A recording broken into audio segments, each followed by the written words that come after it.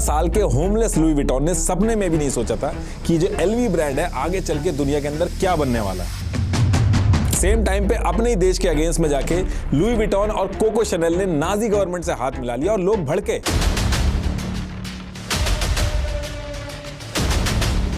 India के अंदर तो लुई विटॉन ने मिनिस्टर कमलनाथ से जाके बार बार बात करी और ये जो फॉरेन ओनरशिप का जो इशू था इसको 2011 में जम्मू कश्मीर के महाराजा हरि सिंह ने 7 महीने के अंदर एलवी के 38 कस्टमाइज्ड ट्रंक मंगवाए। अगर एलवी पे डिस्काउंट दिखा तो मान लेना या तो वो नकली है या फिर वो सेकंड हैंड है। Google, Britney Spears, hangover part 2 पे एलवी के लॉयर की टीम ने back to back legal case करने चालू किए। अब इस टाइम पे गुची ने तो अपने शेयर्स बचा लिए थे, लेकिन हम इस वालों को अर्जेंट फैमिली मीटिंग बुलानी पड़ी। एलवी के बैग में ऐसा क्या है कि गोल्ड से ज्यादा रिटर्न देगा ये? देखिए, आगे बढ़ने से पहले मैं आपको ऐसे प्लेटफॉर्म के बारे में बताना चाहूंगा जो आपका टाइम और पैसा दोनों बचाएगा। आजकल सब पेपर वर्क साइन करने के लिए ई साइन यूज करते हैं, और करे भी क्यों ना। पहले डॉक्यूमेंट साइन करने के लिए कुरियर करके वेट करना पड़ता था, लेकिन अब यही काम मिनट्स में हो जाता है और इसको आसान बनाया है उडू की साइन ऐप ने।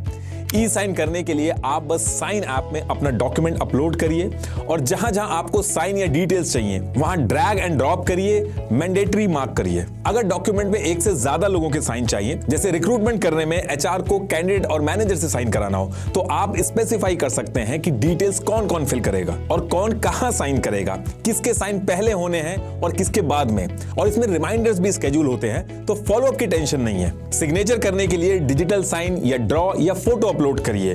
फुल्ली साइंड कॉन्ट्रैक्ट का डिजिटल सर्टिफिकेशन सारी पार्टीज को ऑटोमेटिकली मेल भी हो जाता है और ये इंडिया में लीगली एप्लीकेबल भी है। छोटे बड़े हर बिजनेस की सारी नीड्स पूरी करने के लिए उडू पे ऐसी कई ऐप्स हैं जहां आप एक ऐप हमेशा के लिए फ्री में यूज कर सकते हो और सिर्फ 580 रुपीज सब्सक्रिप्शन में आप सारी ऐप्स यूज कर सकते हो। चेक करिए उडू sign app, link is in the description. तो टॉपिक पे वापस आते हैं। देखिए, आज से करीब 200 साल पहले फ्रांस के अंदर एक विलेज है आसे नाम से। इस विलेज के अंदर जेवियर विटॉन नाम का एक आदमी रहता था और इनके घर में 4 अगस्त 1821 को जन्म होता है लुई विटॉन का। लुई विटॉन के जो फादर थे ये गरीब किसान थे और मदर क्रोनी जो थी वो हैट्स बना के बेचती थी और ऐसे करके इनका घर चलता था। अब क्योंकि फैमिली की जो फाइनेंशियल कंडीशन थी वो बहुत ज्यादा खराब थी, तो लुई विटॉन ने अपनी पढ़ाई वगैरह छोड़ के अपने फादर के साथ खेतों में ही टाइम बिताया। और जब लुई विटॉन करीब 10 साल के थे, यानी कि ईयर 1831 का टाइम था, तो लुई विटॉन की जो मदर थी उनकी डेथ हो जाती है। अब इसके बाद क्या होता है कि डेथ होने के कुछ ही टाइम बाद लुई के जो फादर थे वो दूसरी शादी कर लेते हैं और शादी होने के बाद लुई विटॉन की जो स्टेप मदर थी वो लुई को बहुत ज्यादा परेशान करने लगी और उनके फादर भी इसमें कुछ नहीं करते थे। अब ईयर 1831 में लुई विटॉन के जो फादर थे उन्होंने शादी की थी और आने वाले 3 साल तक लुई जो थे ये सारी चीजें झेलते हैं, लेकिन जब खाने वगैरह में दिक्कत होने लग जाती है और चीजें हद से बहुत ज्यादा बाहर हो जाती हैं, तो ईयर 1835 में जब लुई विटॉन 13 साल के थे, ये रात में अपने घर से बिना किसी को बताए भाग के पेरिस की तरफ जाने लगते हैं। और पेरिस की तरफ ही लुई इसलिए जाते हैं क्योंकि उस पर्टिकुलर टाइम पे लुई ने बहुत ज्यादा नाम सुना था पेरिस का कि यहाँ पे बहुत ज्यादा काम होता है। तो ये अपने हिसाब से बिना किसी से पूछे आसे से पेरिस की तरफ निकलने का प्लान स्टार्ट कर लेते हैं।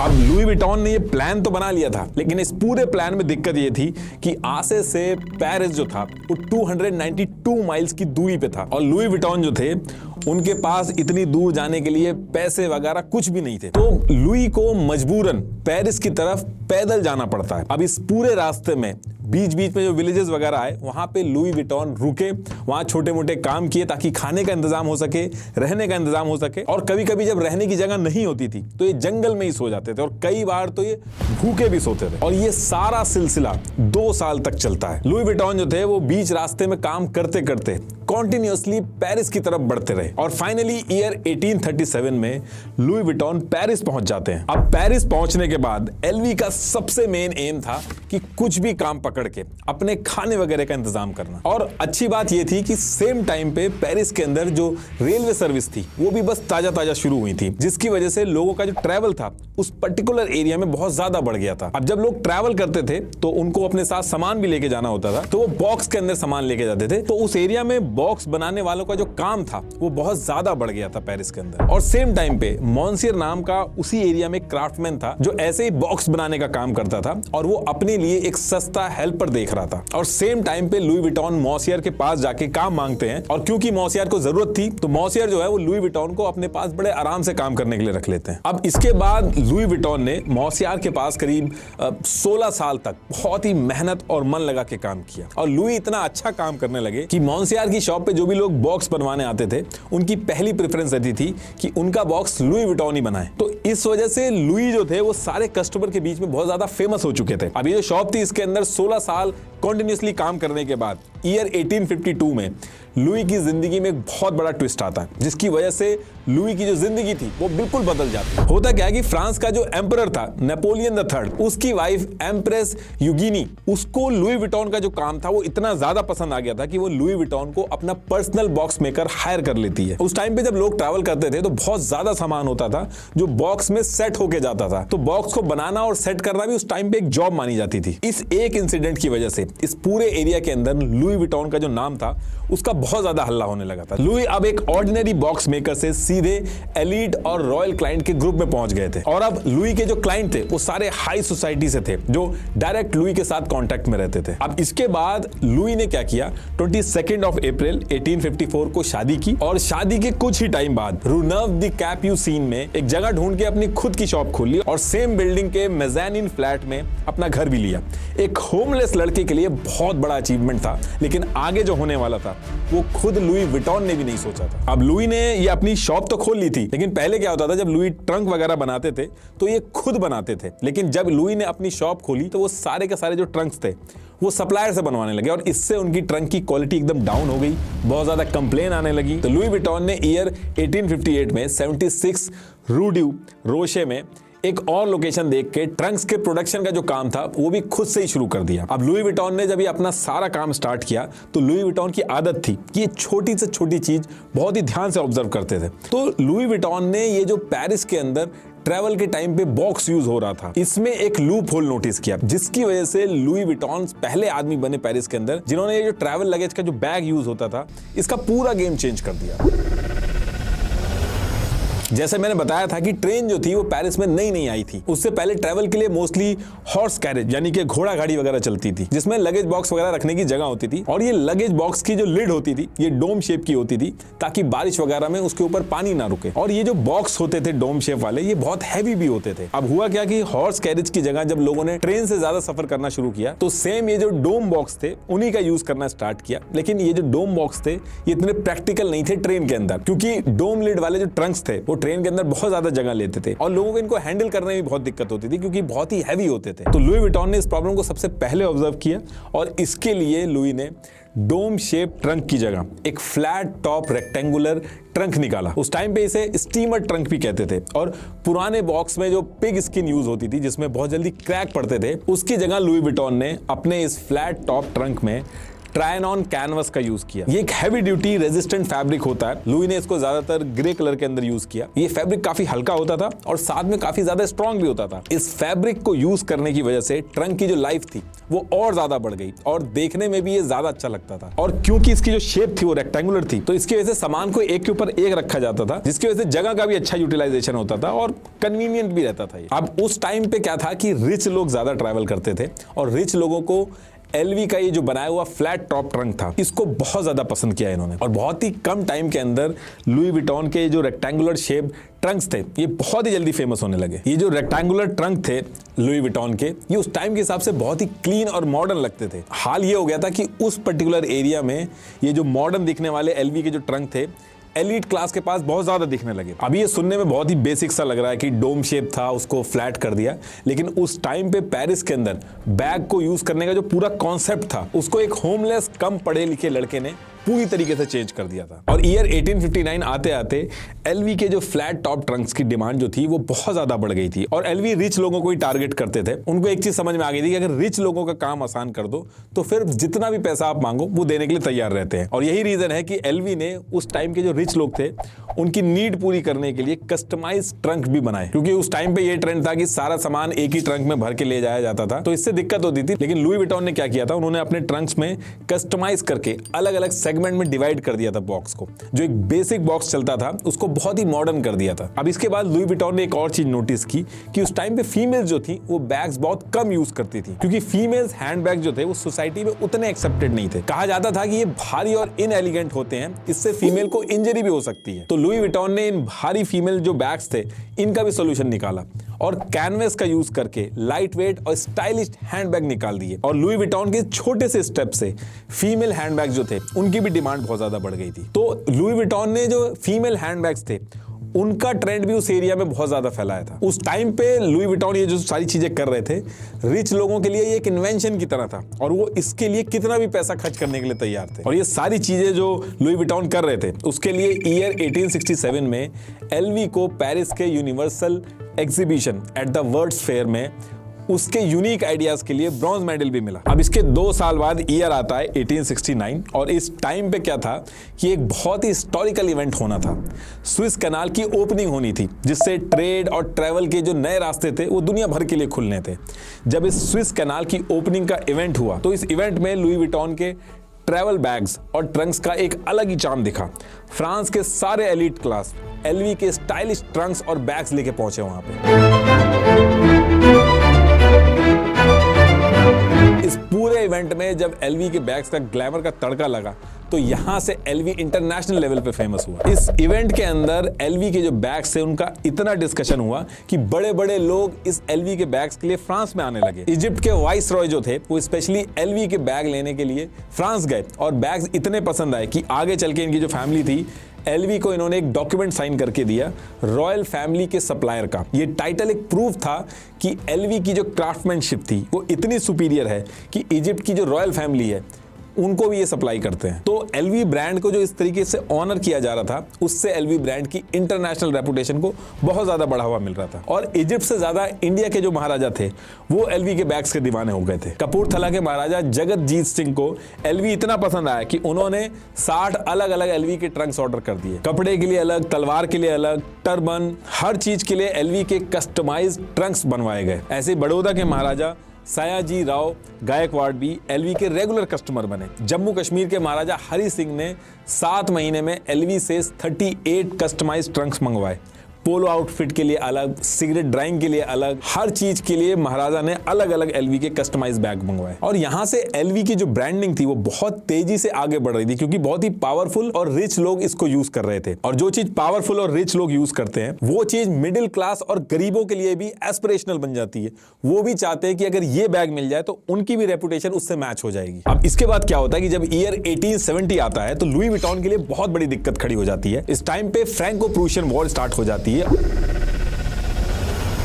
और इस वॉर की वजह से लुई को मजबूरन पेरिस में अपनी शॉप और सामान को छोड़ के पेरिस से थोड़ी दूर पे एक जगह है एशनीड्स, यहाँ पे हजारों लोगों के साथ रिफ्यूजी कैंप में शिफ्ट होना पड़ता है। अब जैसे ही लुई विटॉन रिफ्यूजी कैंप में शिफ्ट होते हैं, वॉर के चलते लुई विटॉन की जो वर्कशॉप वगैरह थी सब तोड़ दी जाती हैं। टूल्स, कैनवस वगैरह जो सारा सामान था वो सब चोरी कर लिया जाता है और लुई विटॉन ने जो भी कुछ बनाया था इस वॉर के चलते सारा कुछ खत्म हो जाता है। और जब ईयर 1871 में वॉर खत्म होती है तो लुई विटॉन के पास कुछ भी नहीं बचता है, सब कुछ लूट गया होता है। लुई विटॉन दोबारा से वहां खड़े थे जहां से उन्होंने शुरू किया था। लेकिन इस वॉर की वजह से एक चीज ऐसी हुई थी जिससे लुई को बहुत फायदा हुआ।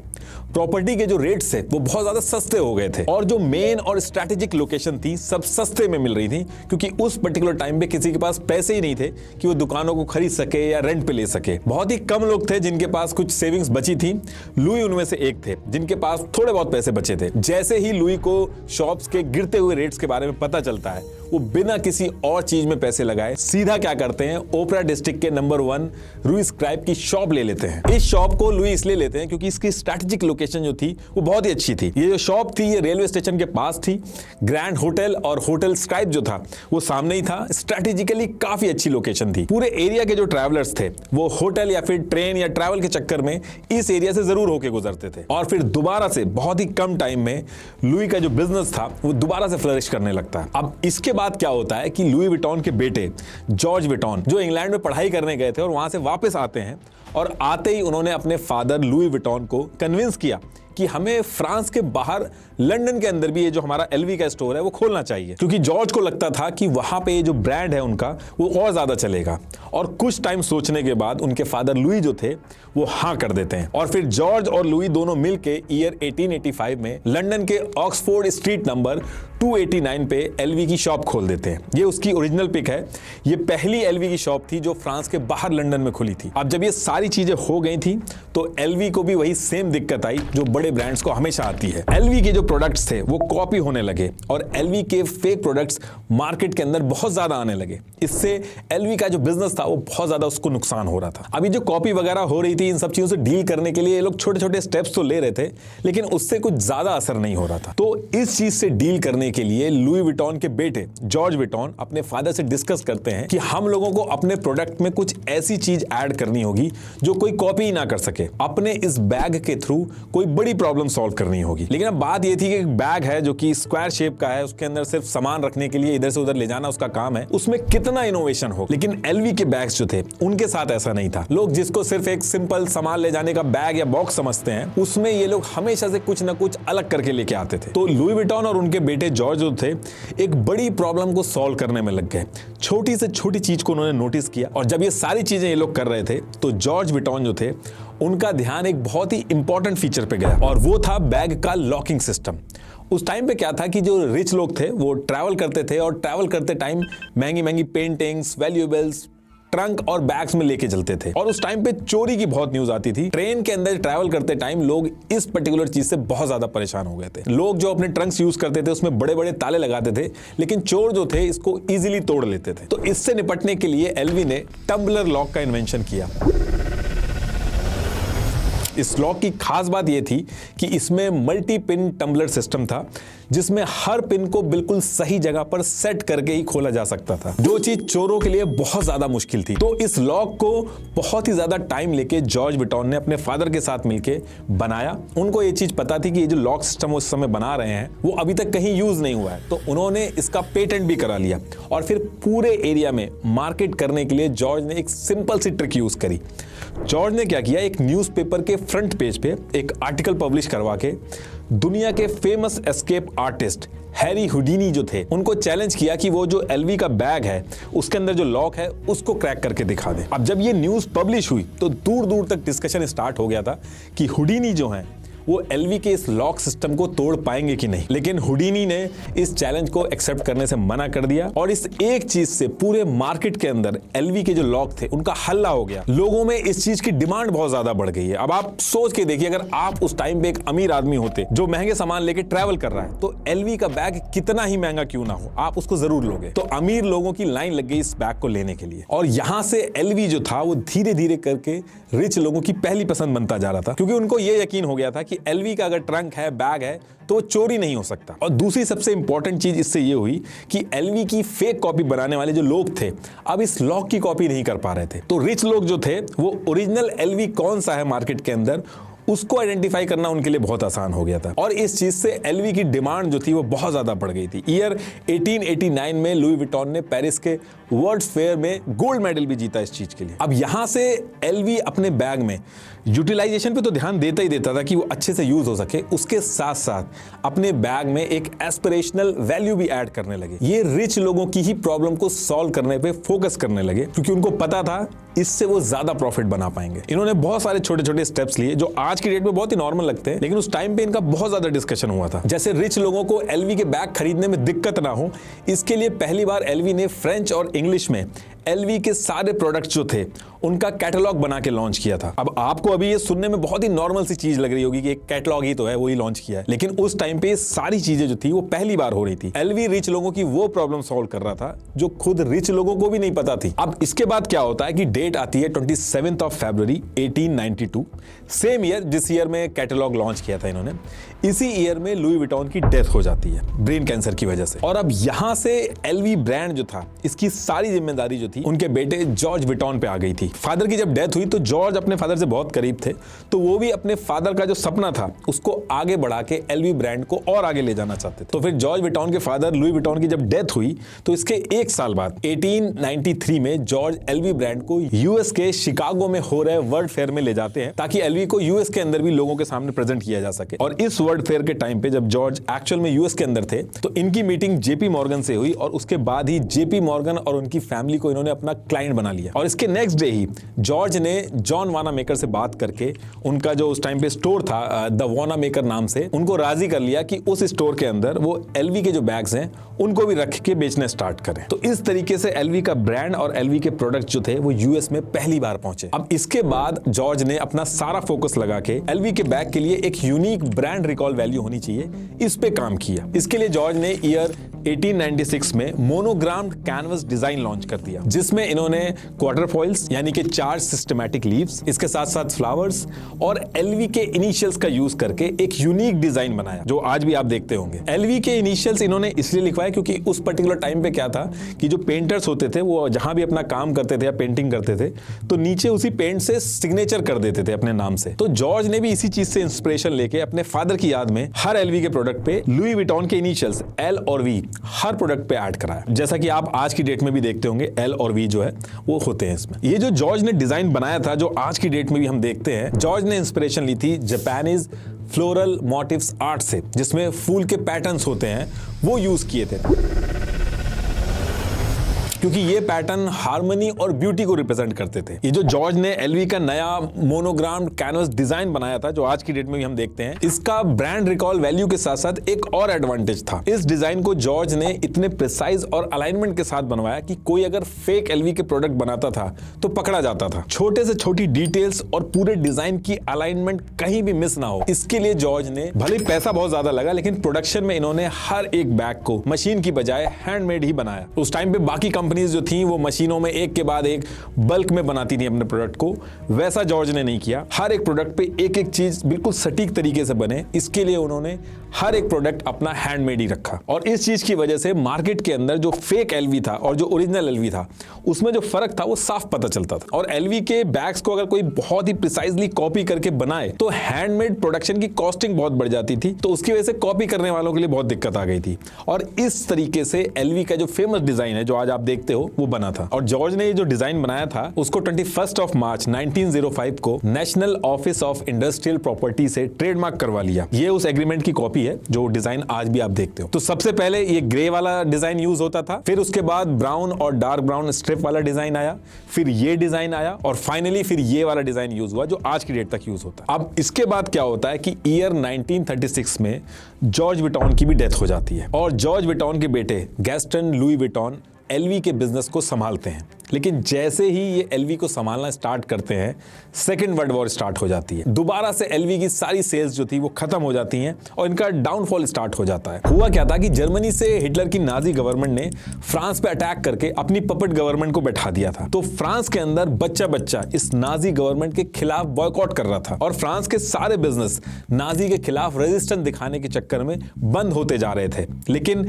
लुई विटॉन ने फायदे के चक्कर में नाजी गवर्नमेंट का बॉयकॉट नहीं किया, बल्कि हिटलर की पपेट गवर्नमेंट के साथ हाथ मिला के उनके लिए कुछ प्रोपेगेंडा पोस्टर्स, स्टैचू बनाए, नाजी के स्पेशल ऑर्डर्स भी लिए। उस टाइम पे सारे बिजनेसेस बंद हो गए थे, सिर्फ एलवी की शॉप खुली थी और एक और कोको शैनल डिजाइनर था उसकी भी शॉप खुली थी क्योंकि उसने भी नाजी के साथ कोलैबोरेट किया था। और फ्रांस के जो लोग थे इससे बहुत ज्यादा गुस्सा थे। और फिर कुछ टाइम बाद जब वॉर खत्म हुई, जर्मनी की हार हुई और हॉलोकॉस्ट जैसे इंसिडेंट लोगों के सामने आए तो लोगों ने एलवी का खुल के अपोज किया। एलवी की जो रेपुटेशन थी वो उस टाइम पे बहुत ज्यादा डाउन हो गई थी। तो एलवी ने कैसे अपने फायदे के लिए अपने देश के खिलाफ जाके नाजी का सपोर्ट किया, इसकी एक एक डिटेल्स आपको Louis Vuitton the French saga एक बुक है उसमें मिल जाएगी। गैस्टन विटॉन की जो सर्वाइवल टैक्टिक थी आज की डेट तक एलवी के लिए एक दाग की तरह है, जिसको एलवी ये कह के डिफेंड करता है कि उस टाइम पे सर्वाइवल के लिए वो चीज की गई थी, अगर नहीं करते तो आज एलवी होता ही नहीं। अब वॉर वगैरह खत्म हो गई थी, धीरे धीरे करके एलवी अपने काम को बढ़ाना स्टार्ट करते हैं। फ्रांस के अंदर बाकी बिजनेसेस तो उस टाइम पे नीचे आ गए थे, लेकिन क्योंकि एलवी ने हाथ मिला लिया था नाजी गवर्नमेंट से तो उसको एडवांटेज था। एलवी बाकी बिजनेस के कंपैरेटिवली बहुत तेजी से बढ़ा और यही वो टाइम था जब एलवी ने और प्रोडक्ट्स लॉन्च करे। एलवी ने अमीरों की जरूरत के हिसाब से हर चीज के लिए सेपरेट प्रोडक्ट लॉन्च किए, जैसे कटलरीज के लिए separate LV box, mini bar का शौक रखने वाले जो रिच लोग थे उनके लिए अलग से एलवी के बॉक्स, कार में ट्रैवल करने वाले जो रिच लोग थे उनके लिए और आसानी हो उसके लिए एक और कस्टमाइज एलवी बैग। इस तरीके से हर स्पेसिफिक पर्पस के लिए एलवी ने अलग अलग कस्टमाइज जो बॉक्स थे वो लॉन्च किए। और फिर कुछ टाइम बाद ईयर 1970 आते आते गैस्टन लुई विटॉन जो थे उनकी भी डेथ हो जाती है। और ये जो गैस्टन की डेथ हुई थी ये एक बहुत बड़ा टर्निंग पॉइंट था एलवी की बिजनेस की हिस्ट्री में, क्योंकि गैस्टन की डेथ के बाद इनके जो बच्चे थे उनको उतना एक्सपोजर नहीं था एलवी के बिजनेस का, कि किस तरीके से एलवी का जो पूरा बिजनेस है उसको आगे बढ़ाना है, किसी को कुछ आइडिया नहीं था। और धीरे धीरे करके एलवी की जो सेल्स थी वो भी गिर रही थी। तो गैस्टन विटॉन के जो बच्चे थे उन्हीं में से एक थी ओडील विटॉन। इनकी शादी हुई थी हेनरी रकमेर से। अब हेनरी जो थे ये एक सक्सेसफुल बिजनेसमैन थे। इन्होंने अपनी कंपनी स्टाइनॉक्स को ग्लोबली सक्सेसफुल बना दिया था, बहुत ही कम टाइम में किया था इन्होंने। तो लुई विटॉन की फैमिली ने एलवी को संभालने का जो जिम्मा था वो हेनरी को दिया। ये पहली बार हुआ था जब विटॉन फैमिली की ब्लड लाइन से अलग कोई एलवी को चला रहा था। और अभी तक एलवी जो था वो एक फैमिली बिजनेस की तरह चल रहा था। 70 एम्प्लॉइज थे और 10 मिलियन यूरो का टर्नओवर था। और अब जब हेनरी ने एलवी को मैनेज करना स्टार्ट किया तो एलवी जो कि एक फैमिली बिजनेस की तरह चल रहा था उसको एक मैसिव कॉर्पोरेशन में बदल दिया। और इन्होंने छोटे छोटे चेंजेस किए थे, जिसमें से एक बहुत ही इंपॉर्टेंट चेंज इन्होंने किया था जिससे एलवी को बहुत ज्यादा फायदा हुआ था। हेनरी ने नोटिस किया था कि एलवी अपना काम अब धीरे धीरे करके होलसेलर के हाथ में ज्यादा देने लगा था। और ये जो बीच में होलसेलर थे ये 100% से ज्यादा कट अपने पास रख रहे थे। तो हेनरी ने क्या किया, एलवी जो ब्रांड था उसके अंदर ये जो पूरा होलसेल का कॉन्सेप्ट था इसको चेंज करके सारे प्रोडक्ट डायरेक्ट खुद ही एलवी की रिटेल शॉप से बेचना स्टार्ट कर दिए। और जहां कहीं भी होलसेलर वगैरह थे उनको सबको हटा दिया। और इससे बहुत ज्यादा प्रॉफिट हुआ। सिर्फ 6 साल के अंदर एलवी को 250 मिलियन यूरो से भी ज्यादा का प्रॉफिट हुआ। इसीलिए आप देखते हो कि आज की डेट में भी यही कॉन्सेप्ट फॉलो होता है। और फिर इसके बाद एलवी को और आगे बढ़ाने के लिए हेनरी ने क्या किया, ईयर 1984 में एलवी को पेरिस स्टॉक एक्सचेंज और न्यूयॉर्क स्टॉक एक्सचेंज में लिस्ट कर दिया। और जो फंड रेज हुआ उससे इन्होंने पूरे वर्ल्ड में खुद के 130 से ज्यादा एलवी के रिटेल शॉप्स खोले, वो भी बिना किसी मिडिल मैन के। और ये चीज इनके लिए बहुत बड़ा गेम चेंजर बना। यूएसए, जापान, हर जगह इस फ्रेंच लग्जरी ब्रांड की डिमांड बहुत ज्यादा बढ़ने लगी थी। एलवी ने ईयर 1987 में $1 बिलियन की सेल्स की। आप सोच के देखिए 13 साल के होमलेस लुई विटॉन ने कभी सपने में भी नहीं सोचा होगा कि एलवी इतना बड़ा बन जाएगा। Louis Vuitton is the #1 luxury brand in the world, valued at over $30 billion. Its history dates back to the 19th century and begins with a homeless teenager who could only dream of success. अब देखिए Henry ने LV को share market में list करके LV को profitable तो बना दिया था, लेकिन इससे एलवी के शेयर्स जो थे वो ओपन मार्केट में आ गए थे। और आगे चल के यही चीज विटॉन फैमिली के लिए दिक्कत लाके खड़ी कर देती है। और इसी की वजह से एलवी ब्रांड जो है उसकी ओनरशिप विटॉन फैमिली के हाथ से निकलकर किसी और के हाथ में चली गई। एक्चुअली हुआ क्या था कि जब एलवी के शेयर्स ओपन मार्केट में अवेलेबल हो गए थे तो उस टाइम पे क्या था कि एक ट्रेंड सा चल रहा था जहां पे अमेरिका के जो बड़े बड़े बिजनेसमैन थे वो हॉस्टाइल टेक ओवर कर रहे थे। मतलब कि जो अंडर वैल्यूड कंपनी थी उनके शेयर्स खरीद के उनको अपने कंट्रोल में ले रहे थे और फिर अपनी मनमानी कर रहे थे। तो हेनरी को भी डर था कि उनकी जो कंपनी है एलवी, जिसके शेयर्स ओपन मार्केट में अवेलेबल हैं, उसको भी कहीं कोई हॉस्टाइल टेक ओवर ना कर ले। और सेम इसी तरीके का डर एक और कंपनी थी मोइट हेनेसी, इसको भी था। तो एलवी और मोइट हेनेसी जो थी इस डर की वजह से आपस में मीटिंग करी और इन्होंने डिसाइड किया कि अब ये मर्जर कर लेंगे। इनका प्लान सिंपल था कि दोनों कंपनियां मर्जर करके अपने आप को इतना बड़ा बना लेंगी कि किसी आउटसाइडर के पास इतने पैसे ही नहीं होंगे कि वो इनको टेक ओवर कर सके। अब टेक ओवर के डर से मर्जर तो इन्होंने कर लिया था, लेकिन मर्जर के कुछ ही दिन बाद ये दोनों आपस में ही लड़ने लगे। जैसे एलवी का कहना था कि कंपनी का जो नाम है मर्जर के बाद वो LVMH होना चाहिए, एलवी पहले आना चाहिए। और मोइट हेनेसी जो थी उसका कहना था कि कंपनी का नाम MHLV होना चाहिए, MH पहले आना चाहिए। फिर बहुत देर तक डिस्कशन होने के बाद ये डिसाइड हुआ कि नाम LVMH रहेगा, लेकिन जब बोला जाएगा तो मोइट हेनेसी लुई विटॉन बोला जाएगा। इस मर्जर के बाद कंपनी के अंदर पावर किसके पास ज्यादा रहेगी, वो एलवी के पास रहेगी कि मोइट के पास रहेगी, इसको लेके डेली बेसिस पे कन्फ्लिक्ट स्टार्ट हो गए। और दोनों कोशिश करने लगे कि किसी और को भी अपने साथ सीक्रेटली इन्वॉल्व करके ये जो LVMH ब्रांड है इसको अपने पावर में ज्यादा रखें। मर्जर के बाद मोइट हेनेसी के जो लोग थे वो चाहते थे कि LVMH जो ब्रांड है इसमें LV के लोग कम कम इंटरफेयर करें, कम पावरफुल रहे। और ऐसा तभी पॉसिबल था जब मोइट हेनेसी के पास ज्यादा परसेंटेज ऑफ शेयर्स हों, और उसके लिए मोइट हेनेसी जो कंपनी थी उसने एक प्लान बनाया। उसने चुपके से अपने साथ एक और पार्टनर जोड़ के सीक्रेटली LVMH के शेयर्स खरीदने स्टार्ट कर दिए। और सेम चीज LV के जो हेनरी थे ये भी करने लगे। हेनरी ने क्या किया, उन्होंने बर्नार्ड आर्नोल्ड को लेके आए, और ये जो बर्नार्ड आर्नोल्ड को लेके आए हेनरी, ये इनको लाना बहुत ज्यादा भारी पड़ गया, क्योंकि ये जो बर्नार्ड थे ये पहले से ही टेक ओवर करने में माहिर थे। तो जब ये सारी चीजें हुई तो इसमें बर्नार्ड ने क्या किया, इन्होंने सीक्रेटली कुछ कॉर्पोरेट के साथ मिलके LVMH के शेयर्स खरीदने स्टार्ट कर दिए। एक बार इन्होंने $1.6 बिलियन डाले LVMH के अंदर, और ऐसे ही दूसरी बार में इन्होंने $600 मिलियन डाले LVMH के अंदर। और ऐसा करने के बाद बर्नार्ड जो थे वो सबसे बड़े शेयर होल्डर बन गए LVMH में, और 13 जनवरी 1989 को बर्नार्ड जो है वो LVMH के चेयरमैन बन जाते। अब यहां से हेनरी की LV और मोइट हेनेसी को समझ में आ गया कि आपस में लड़ने के चक्कर में ये बहुत बड़ी गलती हो गई है इनसे।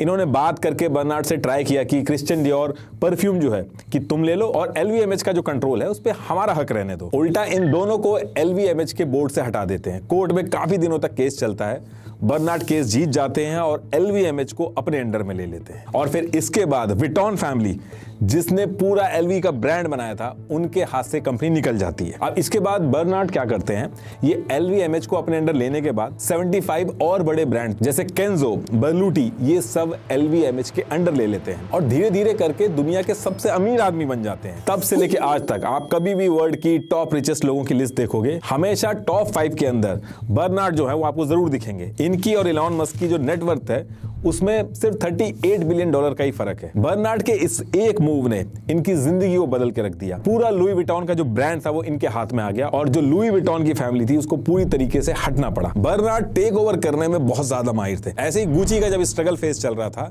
और गुची IPO लेके आया था, तो बर्नार्ड ने सीक्रेटली गुची के भी 34% से ज्यादा शेयर्स खरीद लिए थे, ताकि जो LVMH के साथ किया था वो गुची के साथ भी कर लें। बर्नार्ड जो है वो आज तक एक भी कंपनी इन्होंने खुद से नहीं बनाई है, लेकिन हॉस्टाइल टेक ओवर करने में जो इनकी महारत है, इन्होंने बहुत सारी कंपनी अपने अंडर में ली है, जिसकी वजह से बड़ी बड़ी कंपनीज इनसे डरती हैं। और जैसे ही गुची को इसके बारे में पता चलता है कि बर्नार्ड जो है इनकी नजर गुची के ऊपर है, तो गुची ने मीटिंग वगैरह करी, एम्प्लॉय स्टॉक ओनरशिप प्लान लेके आए, इसके थ्रू इन्होंने नए शेयर्स इशू कर दिए। अब जब नए शेयर्स इशू किए तो बर्नार्ड ने जो गुची के अंदर जो शेयर्स खरीद रखे थे उसका परसेंटेज कम हो जाता, क्योंकि और नए शेयर्स जो है वो इशू हो गए थे। और फिर इसके बाद जब बर्नार्ड को लगने लगा कि ये लोग समझ गए और आगे इनकी स्ट्रिक नहीं चल पाएगी, तो गुची के जो बाकी शेयर्स थे वो बर्नार्ड बेच के चले जाते। ऐसे ही हर्मीज के बैग का बहुत ज्यादा नाम होने लगा था। LV का अगर कोई कॉम्पिटिटर असली माना जाता है तो हर्मीज के बैग ही माने जाते हैं। तो बर्नार्ड ने क्या किया था, इसके भी शेयर्स सीक्रेटली खरीदने चालू कर दिए थे। लेकिन हर्मीज जो है इसको 200 साल से हर्मीज की 50 फैमिली मेंबर जो है वो चला रहे हैं। तो इन्होंने एक अर्जेंट फैमिली मीटिंग करी और इनकी फैमिली के जो सारे 67% शेयर जो थे उसको कंसोलिडेट किया और रूल बना दिया कि अब आगे से बिना फैमिली की परमिशन के कोई भी शेयर नहीं बेचेगा। और बर्नार्ड ये जो सीक्रेटली शेयर्स खरीद के हर्मीज को टेक ओवर करना चाह रहे थे, इसको लेके हर्मीज की फैमिली ने इनके ऊपर French stock market regulator AMF में केस भी कर दिया था और फिर फाइन भी लगा था इनके ऊपर। तब जाके बर्नार्ड पीछे हटे। फिर बर्नार्ड ने आगे चल के टिफनी को भी खरीद लिया था। बर्नार्ड का ये मानना है कि जैसे जैसे दुनिया की GDP बढ़ेगी, लग्जरी ब्रांड और ज्यादा फ्लरिश करेंगे और लोग ज्यादा से ज्यादा लग्जरी चीजें खरीदेंगे और अपने प्रोडक्ट्स को ऐसे प्लेस करते हैं जैसे कि उस प्रोडक्ट को खरीदने से आपका स्टेटस बढ़ेगा। कई सिचुएशन में ऐसा हुआ है कि अगर आप एक यूनिक LV का प्रोडक्ट पे इन्वेस्ट करते हो तो वो गोल्ड से भी ज्यादा रिटर्न दे देता है आपको अगर आप सेकेंडरी मार्केट में जाके बेचते हो। LV के हैंडबैग्स 15 लाख तक के आने लगे हैं और लिमिटेड एडिशन तो और भी ज्यादा महंगे हैं। LV जो है वो बाकी कंपनीज के कंपैरेटिवली बहुत ज्यादा इन्वेस्टमेंट करते हैं अपने प्रोडक्ट्स को अलग तरीके से प्लेस करने के लिए। इनका हर बैग ऐसा नहीं है कि एक मशीन चल रही है और बैग बनते चले जा रहे हैं। जैसा कि मैंने बताया था कि LV के बैग्स हैंडमेड होते हैं जो कि फ्रांस और इटली जैसे कंट्रीज में बनते हैं। इसमें एक कैच भी है, अभी आगे बताऊंगा कि ये बनने का जो प्रोसेस है इसमें क्या दिक्कत है। एक बैग को बनाने में 100 से 300 स्टेप्स इन्वॉल्व करते हैं ये, और जो लोग ये बैग्स बनाते हैं उनको 2 साल पहले ट्रेनिंग दी जाती है और ट्रेनिंग के बाद एक बैग को बनाने में 30 से ज्यादा लोग लगते हैं। क्वालिटी चेक एकदम परफेक्ट रखने के लिए ये एक बैग को मिनिमम 500 बार जिप और अनजिप करके 7 पाउंड के वेट के साथ इसकी स्ट्रेंथ टेस्ट करवाते हैं। इनफैक्ट LV के कई बैग्स में क्रोकोडाइल, पाइथन और ऑस्ट्रिच की स्किन यूज होती है। मार्केटिंग में भी इन्होंने बिलियंस ऑफ डॉलर लगाए हैं ताकि दुनिया भर के अमीर लोगों तक LV की जो एक यूनिक स्टोरी है वो पहुंचे। LV कभी भी डिस्काउंट नहीं देता। अगर आपको LV के प्रोडक्ट पे डिस्काउंट मिल रहा है तो इसका सिर्फ एक ही मतलब है कि या तो वो प्रोडक्ट फेक है या फिर वो सेकंड हैंड है। ये कोई भी प्रोडक्ट बनाते हैं तो उसका एक टारगेट रखते हैं कि उतने ही पीस बनाएंगे, और अगर इनके प्रोडक्ट्स नहीं बिकते हैं तो उसको ये जला देते हैं, लेकिन डिस्काउंट नहीं देते। एक्चुअली इसमें इनको एक बेनिफिट भी होता है कि अगर कोई कंपनी अपने प्रोडक्ट को बनाने के लिए रॉ मटेरियल अपनी कंट्री में इंपोर्ट करती है तो उस पर उसको इंपोर्ट टैक्स देना होता है। लेकिन अगर वो प्रोडक्ट बिकता नहीं है और अगर उसको कस्टम की जो टीम होती है उसकी गाइडेंस में डिस्ट्रॉय कर दिया जाए तो पहले जो इंपोर्ट टैक्स लिया गया था वो वापस आ जाता है। लेकिन ये जो जलाने का प्रोसेस है इसको लेके एनवायरनमेंट के भी काफी सारे इश्यूज उठ गए हैं। तो ये जो जलाने की जो प्रैक्टिस है LV अब इससे धीरे धीरे पीछे हट रहा है। Waste framework directive, environment protection act 1990 के तहत इन सारी चीजों को रोका जा रहा है। इसके साथ साथ क्योंकि LV को एलीट क्लास से ही डील करना है, इसलिए LV अपने स्टोर्स को दुनिया की सबसे प्राइम लोकेशन पे खोलता है। फिर उसके लिए चाहे LV को कितना ही रेंट क्यों ना देना पड़े। जैसे LV के रोम वाले स्टोर का रेंट जो है वो $14.6 मिलियन पर ईयर का होता है। पेरिस वाले स्टोर का जो रेंट है वो $26 मिलियन पर ईयर का बनता है। ऐसे ही हांगकांग का $51 मिलियन पर ईयर है। दिल्ली का जब एम्पोरियो मॉल जब बना भी नहीं था उससे पहले ही कंफर्म कर दिया गया था कि LV इस मॉल की सबसे बेस्ट लोकेशन पे रहेगा। अलग अलग ट्रिक्स, अलग अलग टेक्निक यूज करते हैं। लॉकडाउन में जब स्टोर्स बंद हो गए थे तो इन्होंने चलते फिरते स्टोर्स का कॉन्सेप्ट लेके आए थे। ये मूवेबल स्टोर्स अपने कस्टमर्स के घर पे भिजवाते थे। कस्टमर उसके अंदर जाता था और जो प्रोडक्ट चाहिए होता था वो सेलेक्ट कर लेता था। और कोविड के अंदर भी इस पर्टिकुलर कॉन्सेप्ट को बहुत सक्सेस मिली थी। LV दुनिया के अंदर जो भी स्ट्रेटेजी लेके आता है बाकी जितने भी बिजनेसेस होते हैं, लग्जरी ब्रांड होते हैं, उनके लिए एक ट्रेडमार्क की तरह हो जाता है और फिर बाकी ब्रांड भी उसको फॉलो करने लगते हैं। बर्नार्ड ने LV को टॉप बनाने के लिए वर्टिकल और हॉरिजॉन्टल एक्सपेंशन स्ट्रेटेजी के तहत हर लग्जरी ब्रांड को खरीद के या फिर टेक ओवर करके वर्टिकली और हॉरिजॉन्टली LV ब्रांड के अंडर ले आए। वर्टिकल एक्सपेंशन का मतलब हुआ कि लुई विटॉन के अम्ब्रेला के नीचे नए नए प्रोडक्ट्स और कैटेगरी को ऐड करना, जैसे फैशन के साथ परफ्यूम, वॉचेस एंड ज्वेलरी जैसे नए सेगमेंट में घुसना। तो इससे होता क्या है कि एक ब्रांड के अंदर ही कस्टमर्स को ज्यादा ऑप्शंस मिल जाते हैं, वो किसी और ब्रांड में नहीं जाते। जैसे लुई विटॉन पहले सिर्फ फैशन के लिए फेमस था, लेकिन उसने अपने ब्रांड में डियोर परफ्यूम और टैग ह्यूर वॉचेस को ऐड करके अपनी प्रोडक्ट लाइन को और बढ़ा दिया। इससे एक ही ब्रांड के अंदर लग्जरी का फुल पैकेज मिल जाता है। हॉरिजॉन्टल एक्सपेंशन का मतलब है कि अपने कॉम्पिटिटर को खरीदना, मतलब कि कॉम्पिटिटर को एक्वायर कर लो ताकि मार्केट में कोई बचे ही ना और पोजीशन और स्ट्रांग हो जाए LV की, और LV एक लौता ऑप्शन बचे लोगों के सामने। जैसे बर्नार्ड ने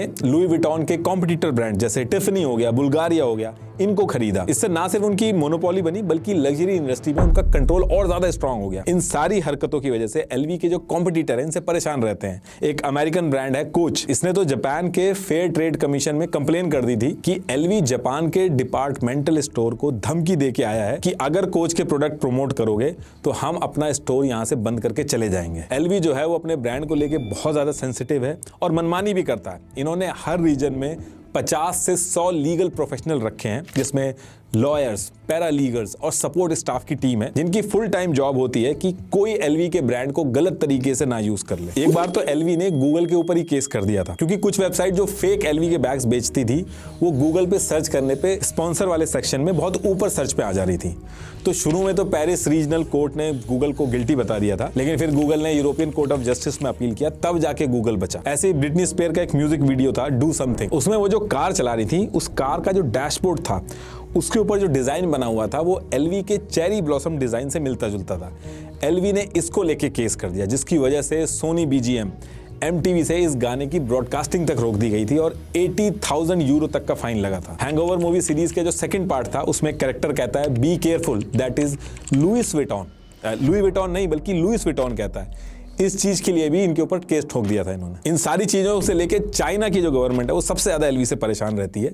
चाइना के अंदर LV का काफी बड़ा मार्केट है, ऑलमोस्ट 40% मार्केट है। LV जो सारी चीजें करता है चाइना इसको एक थ्रेट की तरह देखता है और इसके लिए चाइना ने कई सारी चीजें भी की हैं। जैसे चाइना के अंदर इन्होंने एक लग्जरी शेमिंग मेथड यूज किया है। इसमें जो लग्जरी ब्रांड जो यूज करते हैं उनको पब्लिकली शेम किया जाता है। सुनने में बहुत ही हल्की चीज लग रही है लेकिन इसका एक्चुअल में इंपैक्ट पड़ा। LV की जो सेल्स थी वो कम हो गई थी इसके बाद। LV जिस भी कंट्री में बिजनेस करने जाता वहां पे अपने इन्फ्लुएंस का यूज करके पॉलिटिशियन से अपने कम्युनिकेशन स्टार्ट कर देता है। जैसे जब LV इंडिया के अंदर आया तो पहले इंडिया के अंदर ये था कि जो भी फॉरेन ब्रांड इंडिया में आएंगे तो उनको अपने रिटेल बिजनेस की सिर्फ 51% ओनरशिप ही मिलेगी, 49% इंडियन पार्टनर्स का होना जरूरी है। तो तो इसको लेके एलवी के सीईओ ने 2002 से 2007 तक इंडिया के कॉमर्स और इंडस्ट्री मिनिस्टर कमलनाथ से बैक टू बैक मीटिंग की कि इसको 51% से हटा के कैसे भी 100% कर दो। और फिर 2011 में जाके ये रूल आया कि सिंगल ब्रांड रिटेल जैसे एलवी हैं, इसमें फॉरेन कंपनी चाहे तो 100% ओनरशिप रख सकती है। और एलवी ये जो अपनी यूनिक रॉयल्टी की स्टोरी जो अपनी एलीट कस्टमर को सेल करता है, इसको भी बीच बीच में झटका लगता रहता है। और सबसे बड़ा झटका इसको लगा था जब गार्जियन ने एक रिपोर्ट पब्लिश कर दी थी। गार्जियन ने कहा कि बर्नार्ड जो है ये लुई विटॉन को एक हेरिटेज लग्जरी ब्रांड बोल के मार्केट में लोगों को बेवकूफ बना रहे हैं, क्योंकि रियलिटी ये है कि इनका ज्यादातर काम जो है वो आउटसोर्सिंग और मास प्रोडक्शन का है, जो कि अपने एडवर्टीजमेंट में नहीं दिखाते हैं। एक्चुअली होता क्या है कि अगर किसी कंपनी को अपने प्रोडक्ट पे लिखना है कि मेड इन फ्रांस, तो जो लास्ट स्टेप है उस प्रोडक्ट को बनाने का वो फ्रांस में होना चाहिए, तभी वो लिख सकता है। तो गार्जियन का कहना है कि ये वैसे तो अपना सारा का सारा काम जो है वो पैसा देके चीप लेबर से रोमानिया वगैरह से करा लेते हैं, और जो लास्ट टच होता है जो बहुत ही बेसिक होता है उसको फ्रांस और इटली में दिखा के उस पर made in Italy, made in France दिखा देते हैं और झूठ बोलते हैं कि ये सब इन हाउस है इनका। यहां तक कि ऐसे भी एलिगेशन एलवी के ऊपर लगे हैं कि ये जो बोलते हैं कि हम 2-2 साल की ट्रेनिंग करवाते हैं, ये सब नहीं कराते हैं। ये सिंपली रोमानिया से सारा काम करवाते हैं, जहां लेबर को ये 133 यूरो पर मंथ देते हैं इतने महंगे बैग के लिए जो इतने महंगे में बेचते हैं। और सिर्फ इतनी दिक्कतें नहीं है, एलवी के पीछे पीटा भी पड़ा हुआ है। एलवी की एक लेदर प्रोसेसिंग फैसिलिटी है हैंग लॉन्ग टेनरी। यहाँ पे पीटा ने इन्वेस्टिगेट किया और कहा कि एलवी जो प्रोडक्ट में पाइथन, क्रोकोडाइल और स्नेक्स की जो स्किन यूज कर रहा है उसके लिए एनिमल को जरूरत से ज्यादा गलत ट्रीट किया जा रहा है और कुछ छोटे छोटे एडवांटेज के लिए जिंदा जो क्रोकोडाइल हैं उनकी स्किन निकाल रहे हैं। ऑस्ट्रिच जो है उसको इलेक्ट्रिक शॉक दे रहे हैं। और जब बहुत दिन तक पीटा इनके पीछे लगा रहा और काफी दिनों तक एक्शन नहीं हुआ, तो इसको लेके पीटा ने क्या किया, लुई विटॉन के शेयर्स खरीद लिए ताकि पीटा को एलवी की जो शेयर होल्डिंग मीटिंग होती है उसमें जाने का मौका मिले। और फिर पीटा ने शेयर खरीदे और पीटा के लोग उस मीटिंग में गए और बहुत जम के प्रोटेस्ट किया। बात इतनी बढ़ गई कि पुलिस को आके इनको हटाना पड़ा और पूरे वर्ल्ड में न्यूज बनी। और यही पीटा चाहता था। पीटा अपनी वेबसाइट पे भी ये सारी वीडियोस डाल के इनके अगेंस्ट में लिखता रहता है। अभी भी अगर आप सर्च करोगे इनकी वेबसाइट पे जाओगे तो वो जो वीडियो है जिसमें ये सब काटा वगैरह जा रहा है, ये सब ये लोग अपलोड करते हैं, आपको मिल जाएगा। तो ये सारे इश्यूज भी हैं एलवी के साथ, जिनको लेके एलवी बहुत ज्यादा न्यूज में रहता है। लेकिन अब बात यह है कि कितने भी इशू हुए हों एलवी के साथ, लेकिन इन सब चीजों के बाद भी बर्नार्ड जो हैं वो एलवी को डे बाय डे ऊपर लेके जा रहे हैं। अलग अलग स्ट्रेटेजी लगा के 2023 में एलवी की जो वैल्यूएशन थी वो $124.8 बिलियन निकली थी। ये बहुत बड़ा नंबर है। एक 13 साल का बच्चा जिसके पास एक टाइम पे खाने तक को नहीं था, आज की डेट में उसके नाम पे दुनिया का सबसे बड़ा लग्जरी ब्रांड चल रहा है। ये अपने आप में बहुत ही इंस्पायरिंग स्टोरी है, जिससे पता चलता है कि अगर कोई सही से मेहनत करे तो वो कहीं भी पहुंच सकता है। लास्ट में एक बार आपको बता दूं कि Odoo साइन ऐप का लिंक मैंने डिस्क्रिप्शन में दे दिया, एक बार जरूर ट्राई करिएगा। Thank you.